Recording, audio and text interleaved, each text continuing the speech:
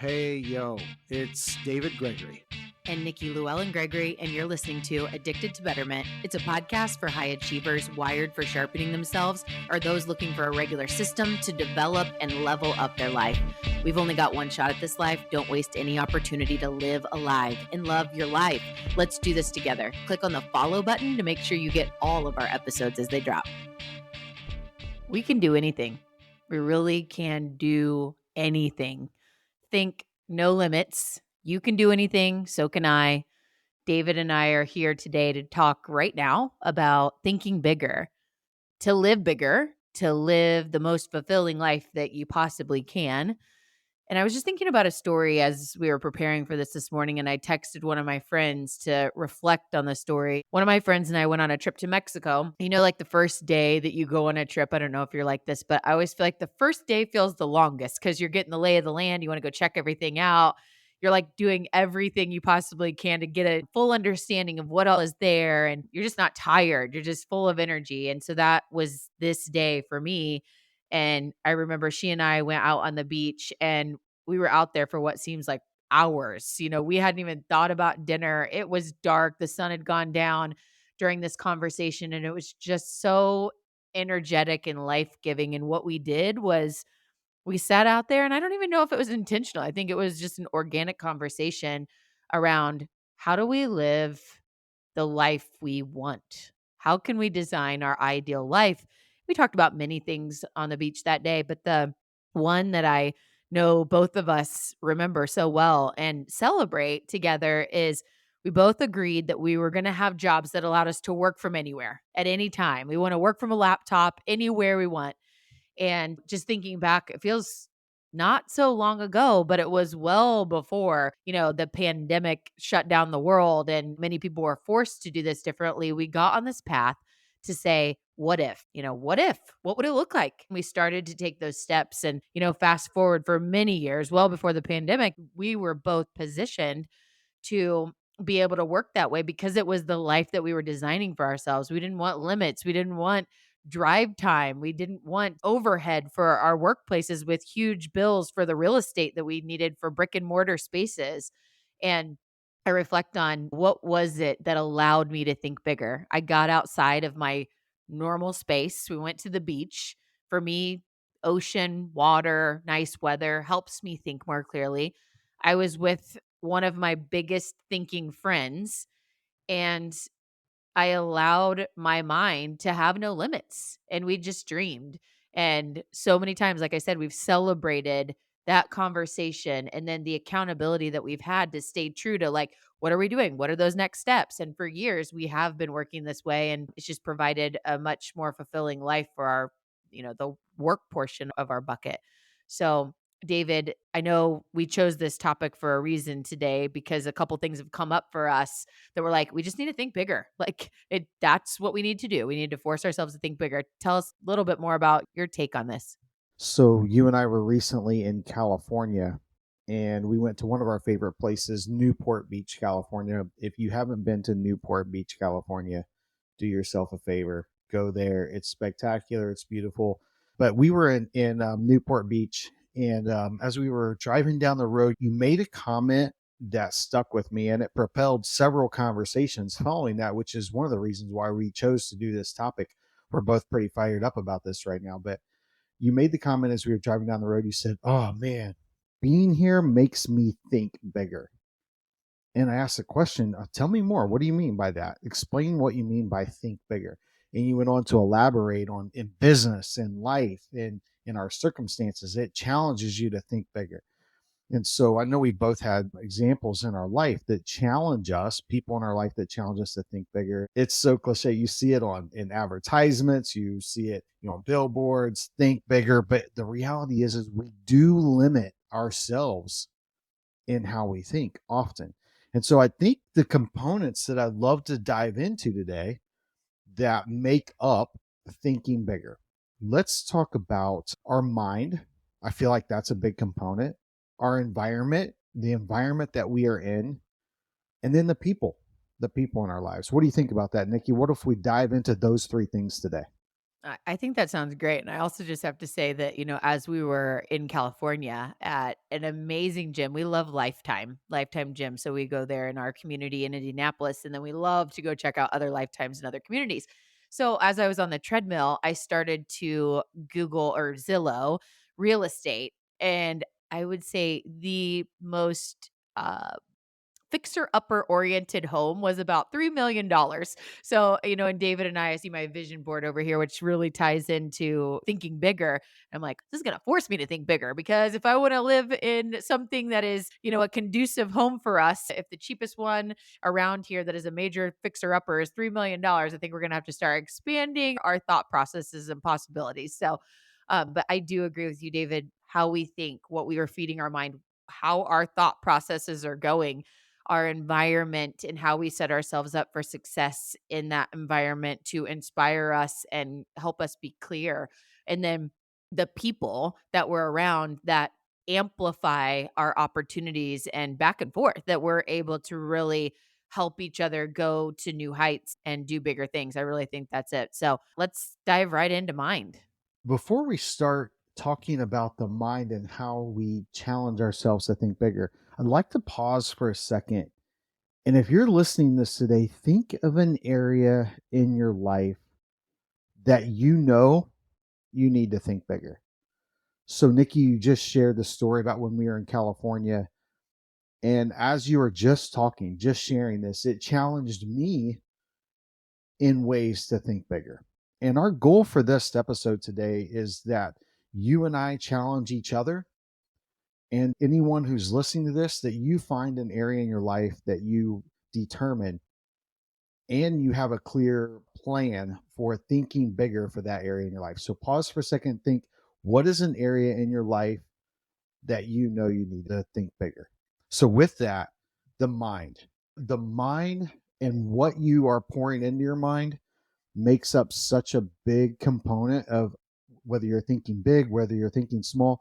Nikki, tell me some ways that this shows up and preventing us from thinking big and some things we can do, maybe some tricks and hacks that you have to pour into your mind and what you're pouring into your mind to help us think bigger.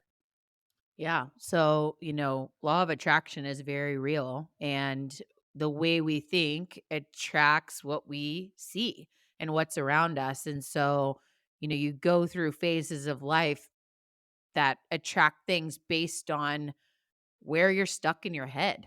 And if we rewind, and I love to think about a staircase, and the first step on the staircase, it's not we're going from here to the top immediately, it's steps. We take steps. And with the mind, the very first step is around rewiring. We all have childhood beliefs or communities we were involved in, call it our church or, our parents, talk track in our head.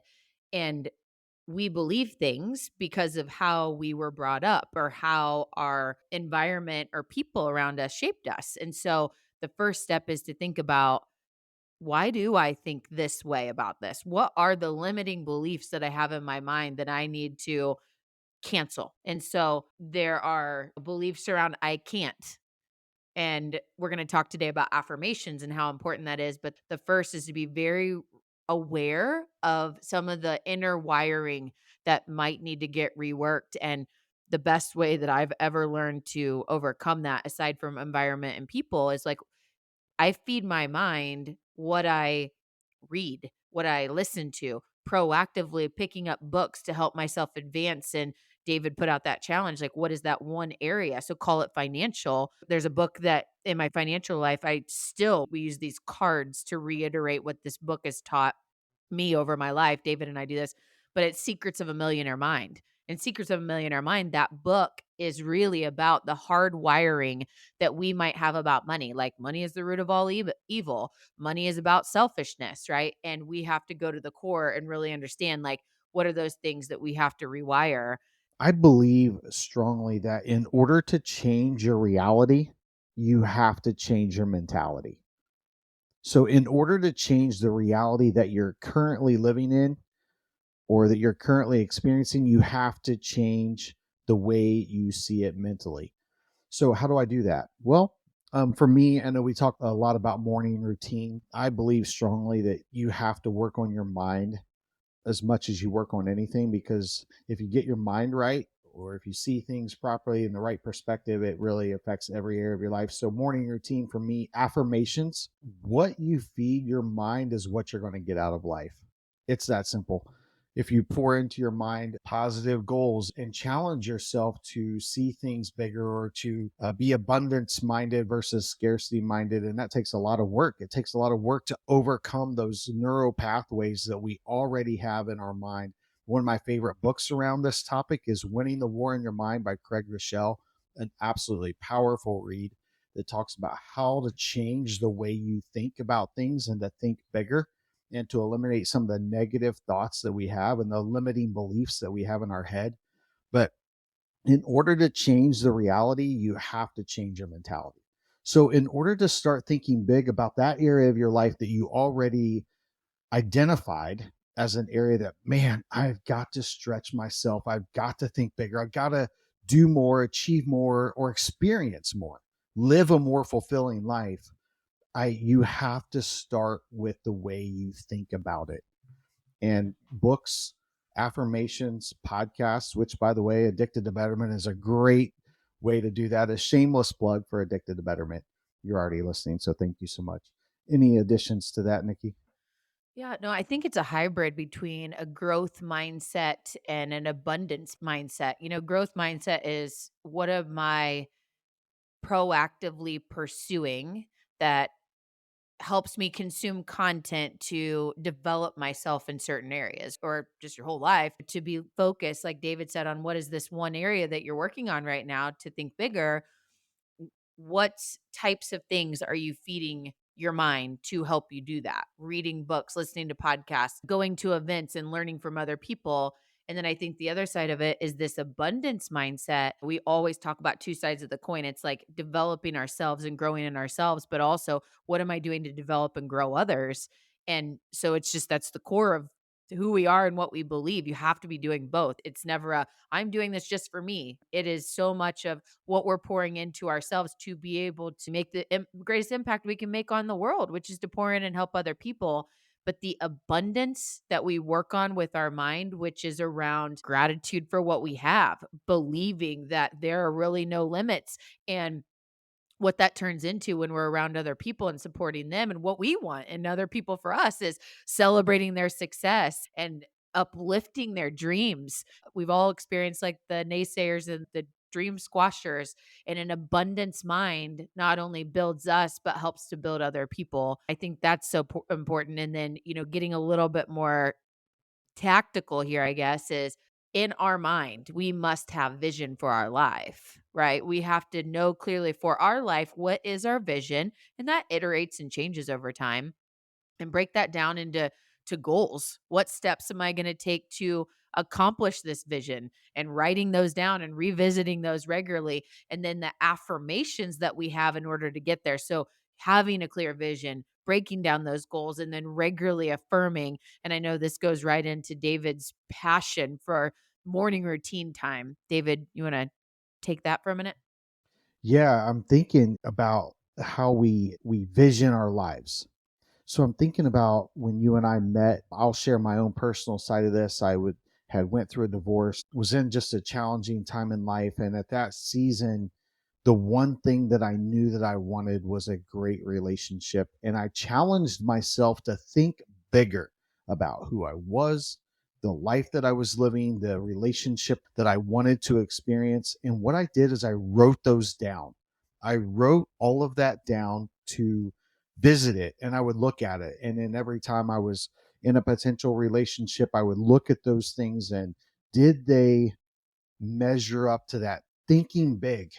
So often we settle for mediocrity in areas of our life, whether it's our fitness, our career, our parenting, our relationship, all the areas, and we settle for our life. Oh, it is what it is. And we accept mediocrity because it's just, oh, this is who I am, or this is the hand that I've been dealt, or the circumstances that I'm in.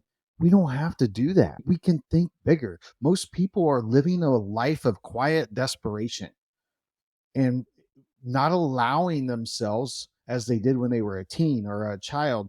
I mean, remember back, Nikki, when we were kids and we would think big and we dreamed of, whether it's being an astronaut or being president of the United States, which, by the way, no one thinks like that anymore. No one wants to be president of the United States anymore. It's like the worst job in the world. But that said, we don't often, as adults, we forget to allow ourselves to think big. And so for me, when I was in that season and I wrote those things down, man, it allowed me to pursue those things, even though it was big and it seemed like, am I ever going to find someone who checks all these boxes? Well, guess what I did? Let's throw a big party right now. Yay, I did. So congratulations to me.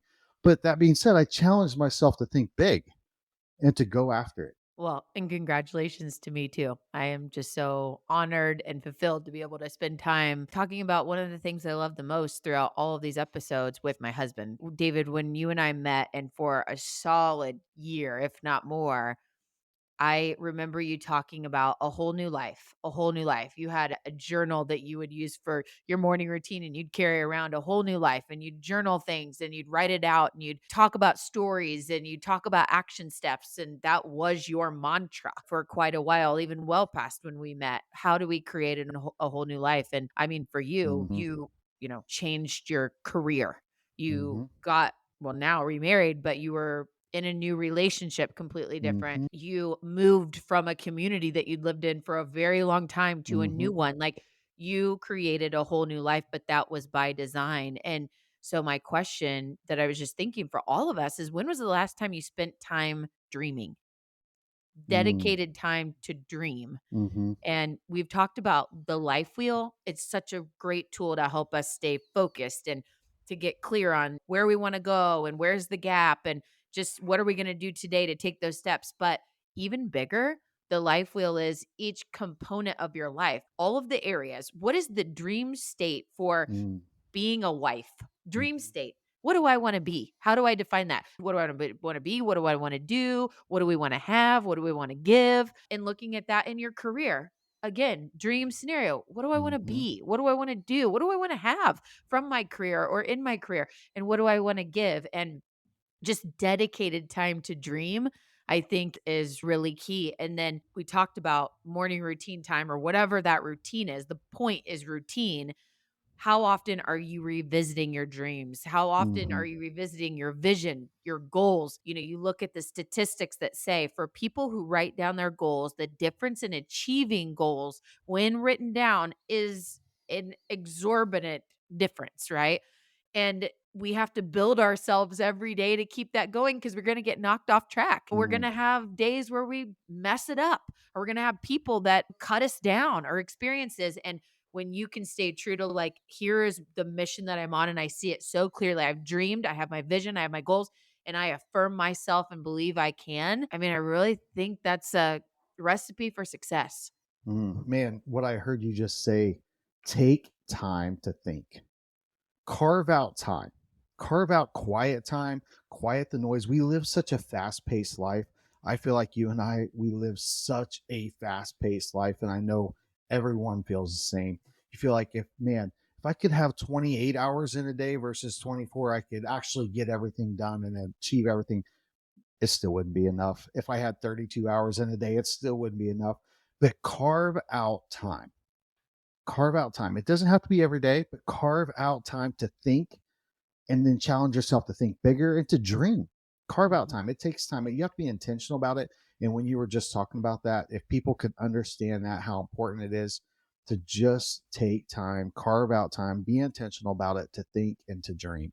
Man, I love that. So we've spent a lot of time talking about the mind, and by design, the mind trumps everything else. We're about to talk about environment and people, and those are big bucket items, but your mind trumps it all. And so I'm glad that we really went deeper there about rewiring and growth and abundance in the way we think and vision and taking time to dream. There's so much to that. We could have a whole series on it, but your mind is your most powerful resource. And I just want to say right now, I am grateful for the mind that I have. There's so many people that have things that affect their mind. And for us to constantly keep that mind sharp and healthy, it's our standout to be able to make everything else work. And going into environment, Our environment is a huge component to our success. Let's talk about it on two sides for a second. I'll tee this up, David, and then you take it. One side is when we travel can be one of our greatest mind expanders. It can help us to just get out of the norm and to just get those limits away, get outside the box. Travel teaches us so much and it helps us to immediately think bigger. The other side is from an environment standpoint, if you're in a cluttered, dirty space, it is going to hinder your ability, most people, it's going to hinder the ability for you to be clear and for you to stay on focus because you have so much clutter in the environment or space around you. Environment's so important. For me, let's just look at work.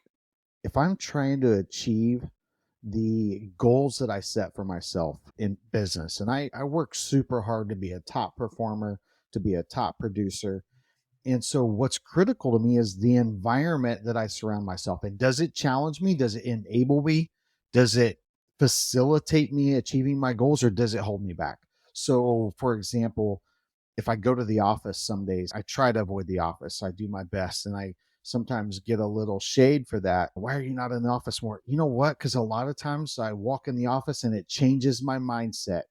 And next thing you know, I'm distracted from the goals and the things I'm trying to accomplish versus inspired and challenged. Maybe I leave frustrated. Maybe I leave a little deflated or defeated, distracted from the goals and maybe less engaged as I did when I walked in. And so for me, putting people around me and things around me that inspire me in my work to achieve those goals, the habits, the systems in place.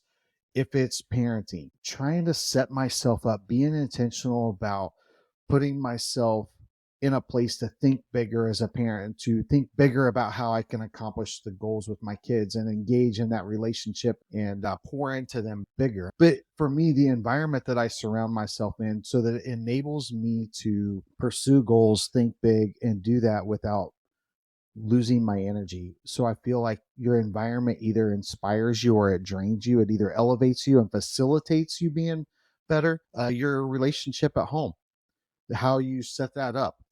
Are you intentional about engaging? If you're a man, you got to lead that conversation to think bigger. You got to show up. Are you setting yourself up for success in those relationships? Your environment, as you say, Nikki, is so critical. And I think even to how you were just talking about lifetime. So we're on vacation. We put ourselves in an environment to achieve our fitness goals. We set ourselves up to go to a good gym so that we know that our environment can either facilitate us falling off the rails in our physical fitness goals or facilitate us to achieve better or to go harder, to achieve more, to be better in that area. So environment is so critical. And as I think about this, it makes me want to ask myself the question, if I think of that area that I thought of at the beginning of this episode, what's an area that I need to do better or think bigger? Am I setting myself up for success in my environment? I'm about to go off on a soapbox, but I'll keep it limited. So I love employee engagement, work related thought leadership. So anything that can support a person to be able to thrive in the work that they do, I love it. I love to learn of that. I love to inspire leaders to help people with the majority of the hours they spend in their life to be their best and to thrive in those spaces. And, I think that sometimes we take whether we're a leader or not, just put whatever hat on you got here. We take this tunnel vision but this is how it should be. So David was talking about going to the office. And so that doesn't help him or propel him or give him the platform. Let's say that doesn't give him the platform to be able to be his very best and most productive. Whereas for some people, it does. So to have a complete remote work environment for some people that need more structure in a place away from home, we as leaders have to have options where it's like, we're going to find local co-working spaces or we're going to give you a stipend. So if that's the way you want to go, even though our company's remote, help them be in the environment that allows for them to do their best work. David and I, as we said, we were just in California, and our first work day, because it was like a work play trip, our first work day, we went down the street to a pretty good sized Starbucks, and we were both in different spaces, so we weren't distracting each other. And for me, my worst work experiences with all this distraction, all these people around. I was so distracted. I was on a call and laughing, and this person's like, "Why are you laughing?"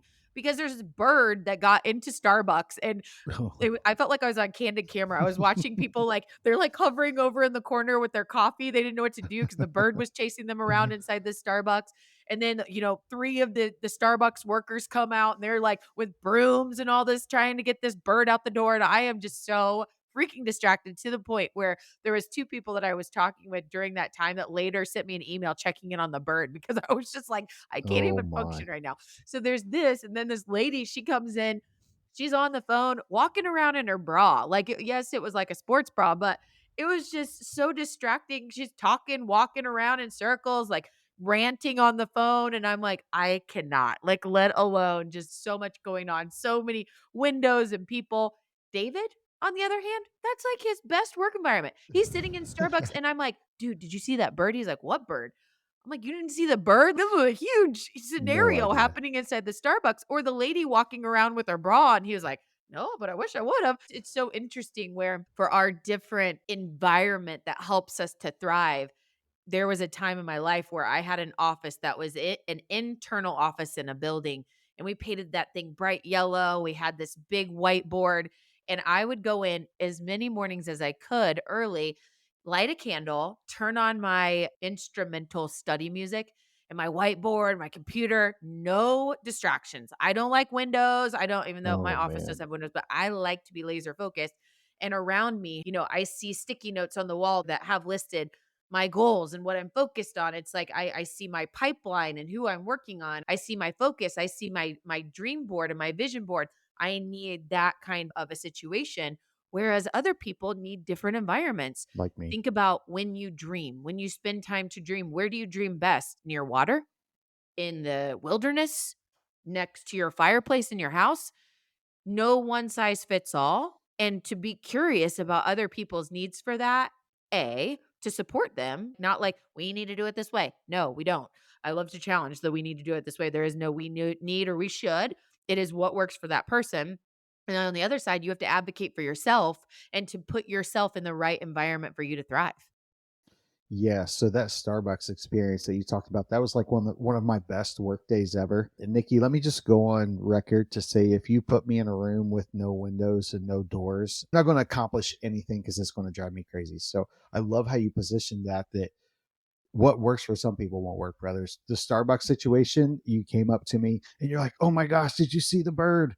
I have no idea. I'm so locked in. The noise, the people, it just gets me in this work zone and I had no idea. Well, so just to put a button on environment, we have to be and put ourselves into environments that uplift us. And you're probably familiar with your circadian rhythm. If you're not, you need to go look it up and make sure you understand those times of day that for you as a human, it's your best time to think, your best energizing time to work or work out or whatever that is. You need to know that and lean into that. Just like with environment, and I just said need to. Okay, on that one, you need to. We really should know like the times and the places and the people that are best for you and lean into those things. And in environment, having uplifting words, having goals on the wall, things around you that help build you, whatever those are, your environment is so important. And now moving into people, David, I know you've mentioned a couple of things that have teased this out, but the power of the people in our lives to build us and allow us to think bigger in bigger ways, right? It's not just like a person and their ability to help us think bigger, but the opportunity for their energy and their support to help build us or tear us down. Talk a little bit about the people in our lives. Well, we recently did an episode on the power of the people in your life. I believe the title of it was Enhance Your Circle, Elevate Your Life. If you get a chance, go back, listen to that one. But it talks a lot about the people in your life. But you started out this episode, Nikki, sharing about the story you and our dear friend Allison sitting on the beach in this conversation where you're challenging each other to think bigger and to dream this life where you can work remote. So I'm going to flip the script on you a little bit. Imagine if our friend Allison was a small thinker. And imagine if you had sat there and said, man, one of these days I'm going to work remote and I'm going to have where I can work from a laptop and I can work anywhere in the world. And what if she had said, that's dumb? Now that's a terrible idea. Here's why, put you down and tried to minimize you thinking big like that. The power of sitting there dreaming with someone and committing to that, and then back and forth once in a while checking in on that. Hey, we're still working on that. How you doing? And now here you are 12 years later being able to do exactly that. But I believe that script could have been very different if that person you had been sitting with on the beach was a small thinker and challenged you to not think that big and pushed back on your goals and tried to be small in their thinking or beliefs. I am very dedicated to protecting my time. I know you had shared that on a recent episode around the people we surround ourselves with and how protective you are of that. Lord have mercy if I would go on vacation with someone that was a dream squasher. That's on me, right? Like, so vacation, it's a lot of time and energy to go on vacation. And for God's sake, I'm not going to be sitting on a beach with somebody that's a dream squasher. So design those right relationships to be around you in your best spaces to make sure you are aligning with the people that are going to build you in those. I think, there are people in your lives, maybe certain family members or longtime friends that you still want in your life, but you don't maybe spend an exorbitant amount of time with them. And you put some guardrails on that, right? So the guardrails would not be go on a vacation with them. It's like you go on a lunch or you have a phone conversation, but really being proactive with how you spend your time and who with, and the larger buckets of your time definitely need to be with the people that build and not tear down. Yeah, as you grow in life, as you elevate new levels, they always present new devils. I heard that quote. I loved it. Are your friends by default, or are they friends that you're choosing? Are the people that are speaking into your life that are supporting, or as you said, dream squashing or dream encouraging? Have you chosen those people, or are you just the same friends? Joe, he's been my friend for 15 years. And so I share with him all my dreams and goals. Is he trying to be rich? Is he trying to be the best version of himself? Is he trying to experience the most out of life? If not, then maybe that's not who you should be spending your time with and sharing your dreams with. Find someone that is pursuing that best life. If Susie or Joe, and sorry if you're Joe or Susie and you're listening to this, but there's two sides of this. And I know, Nikki, how passionate you are about this. But one, are you cheering and supporting on other people's dreams and goals? Are you challenging them? Are you encouraging your friends to think bigger? Or are you squashing their dreams? Please don't squash their dreams. And then the other side is, are you choosing to spend time with people who encourage you, challenge you, support you? Yeah, you got to have those friends that push back and say, man, is this really smart? Have you thought about this? Have you thought about this aspect? Absolutely. You got to have those reality checks and friends that are truthful and real enough with you to push back on ideas when they're really dumb. I'm grateful that I have a lot of people like that in my life, because sometimes I get these goals and dreams and then it's like, did you think about this? Okay. Yeah, no, I didn't. Thank you. That's not such a great idea. But have people in your life that aren't just your friends or family by default, but you're choosing who you're sharing and who you're collaborating with on your dreams.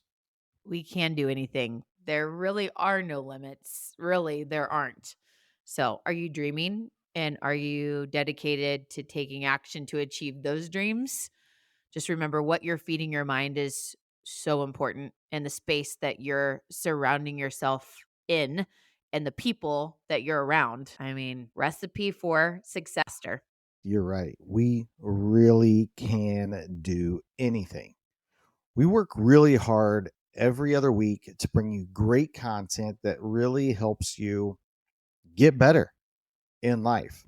While we're grateful that you listen, our goal is much, much bigger than that. We want you to join us in taking action.